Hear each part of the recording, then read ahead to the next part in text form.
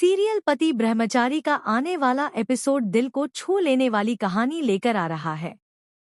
काव्या और आरव का प्यार समाज में चर्चा का सबसे बड़ा मुद्दा बन चुका है।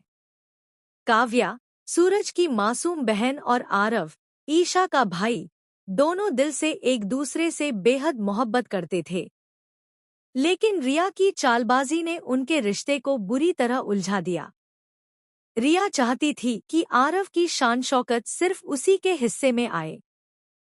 वह किसी भी कीमत पर काव्या को रास्ते से हटाना चाहती थी। वहीं दूसरी ओर अरविंद जी, जो काव्या के पिता हैं, पहले ही समाज में अपमानित हो चुके थे। गुस्से में उन्होंने काव्या से कहा कि उसने उनकी इज्जत मिट्टी में मिला दी। यह सुनकर काव्या का दिल टूट जाता है, लेकिन वह अपने प्यार और आरव पर भरोसा बनाए रखती है। सूरज अपनी बहन की खुशी के लिए हर हद तक जाने को तैयार था। उसने काव्या और आरव की शादी करवाने का मन बना लिया था। लेकिन रिया की साजिश बहुत गहरी थी। उसने एआई का सहारा लेकर नकली अश्लील तस्वीरें बनाई और आरव को ब्लैकमेल करना शुरू कर दिया। रिया ने धमकी दी कि अगर वह उसकी बात नहीं मानेगा तो यह तस्वीरें समाज में वायरल कर देगी और उस पर केस भी दर्ज कराएगी। मजबूरी में आरव को रिया की बात माननी पड़ी। तभी ईशा आरव को सबके सामने लाती है ताकि वह खुलकर काव्या से अपने प्यार का इजहार कर सके। सूरज सीधा सवाल करता है कि क्या तू काव्या से प्यार करता है?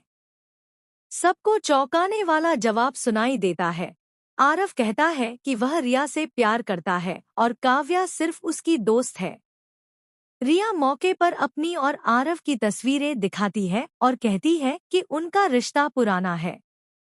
यह सुनकर काव्या टूट जाती है और बेहोश।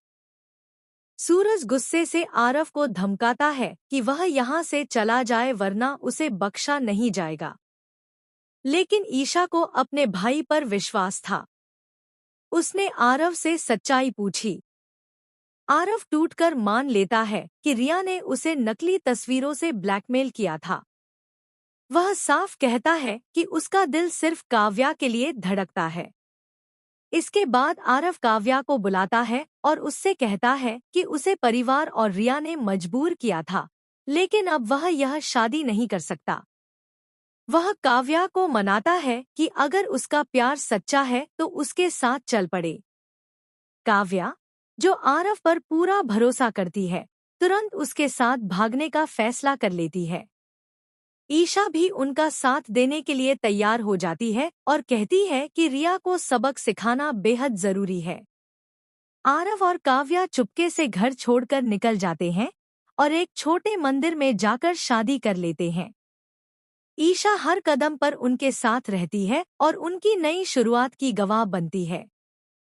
जब रिया को इस बात का पता चलता है तो उसका गुस्सा 7वें आसमान पर पहुंच जाता है। वह सूरज को भड़काने की कोशिश करती है कि उसकी बहन और ईशा ने उसे धोखा दिया है। लेकिन सूरज धीरे धीरे रिया की असलियत समझ जाता है। वह ईशा से मिलता है और कहता है कि अगर आरव और काव्या का प्यार सच्चा है तो वह हर हाल में उनका साथ देगा। लेकिन रिया को उसकी साजिश की सजा जरूर मिलनी चाहिए। अब देखना यह होगा कि क्या रिया आरव और काव्या को ढूंढ निकालेगी या सूरज और ईशा मिलकर उसकी चाल का पर्दाफाश करेंगे। डी